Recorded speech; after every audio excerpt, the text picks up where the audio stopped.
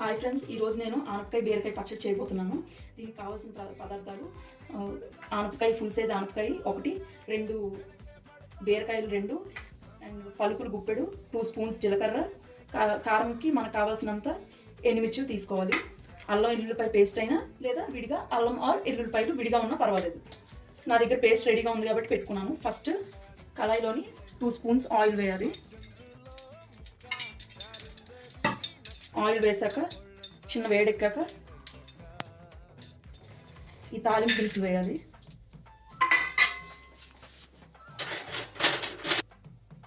ఇప్పుడు ఇవి వేసాక 2 స్పూన్స్ అల్లం వెల్లుల్లిపాయ పేస్ట్ వేయాలి.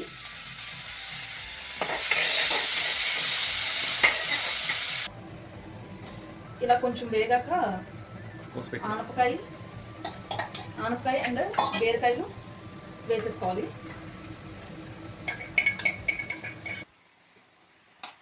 ఆనపకాయ బీరకాయ ముక్కలు వేసిన వెంటనే ఆల్మోస్ట్ పెనం మొత్తం ఆక్యుపై చేసి ఉంటుంది. ఒక 5 మినిట్స్ తర్వాత అలా వేగే కొద్దీ అలా డౌన్ అయిపోతూ పెనం మొత్తం సరిపోతూ ఉంటుంది. ఇప్పుడు కొద్దిసేపు మనం మూత పెట్టుకుంటే ఒక 10 మినిట్స్కి అలాగా పెనం మొత్తం సరిపోద్ది. అండ్ సిమ్లో పెట్టుకొని కొద్దిసేపు వదిలేసి మధ్య మధ్యలో వేపుకుంటూ ఉంటే సరిపోద్ది. ఇలా వేపుతున్నప్పుడు మధ్యలో వాటర్ వస్తుంది. ఈ వాటర్ మొత్తం వేగిపోయేంత వరకు వేపుతూనే ఉండాలి. ఇలా మధ్య మధ్యలో ఇలా సో ఫ్రెండ్స్, చూసారు కదండి, వాటర్ మొత్తం అయిపోయింది. ఇలా వాటర్ అంతా అయిపోయేంత వరకు వేసుకోవాలి. సో ఇప్పుడు మనకి వేపం అనేది ఫినిష్ అయిపోయింది. ఈ ప్రాసెస్ మొత్తం సిమ్లోని కానీ మీడియంలో కానీ పెట్టుకోవాలి. హైలో పెడితే మొత్తం మాడిపోతుంది. సో ఇది మనకు వేగిపోయింది కాబట్టి స్టవ్ ఆఫ్ చేసుకోవాలి. ఇది ఆఫ్ చేసుకొని పూర్తిగా చల్లారిపోవాలి. ఫస్ట్ చల్లారాక మిక్సీ చేయాలి. సో మనకి రుచికి సరిపడ్డ సాల్ట్ కానీ కల్లుప్పు కానీ వేసుకోవచ్చు. కల్లుప్పు కానీ వేసుకోవాలనుకుంటే మిక్సీలోని ఫస్ట్ అడుగును వేసుకోవాలి.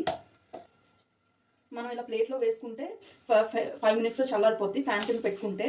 సో నెక్స్ట్ పూర్తిగా చల్లారిపోయింది. ఇప్పుడు మిక్సీ గిన్నెలో వేసుకోవాలి. ఇప్పుడు మనం మిక్సీ చేసుకోవాలి.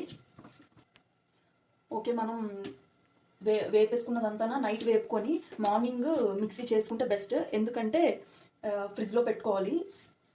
ఫ్రిడ్జ్లో పెట్టుకున్న తర్వాత మార్నింగ్ గ్రైండ్ చేసుకుంటే బెస్ట్. ఎందుకంటే ఇది ఎక్కువసేపు గ్రైండ్ చేయాల్సి వస్తుంది. సో మిక్సీ గిన్నె హీట్ అవుతూ ఉంటుంది. ఆ హీట్ అవ్వకుండా ఉండాలంటే ఫ్రిడ్జ్లో తీసుకున్న తర్వాత గ్రైండ్ చేసుకోవాలి. మ్యాక్సిమం హాఫ్ వరకు ముక్కలు వేసుకొని గ్రైండ్ చేసుకుంటే కొంచెం వాటర్ వేసుకుంటే బెస్ట్. సో అయిపోయాక ఇలా గ్రైండ్ అయ్యాక ఇలా అవుతుంది. చాలా టేస్టీగా ఉంటుంది. మీరు కూడా ట్రై చేయండి. అన్నంలోకైనా కలుపుకోవచ్చు, టిఫిన్స్లోకైనా కలుపుకోవచ్చు. Okay, thank you.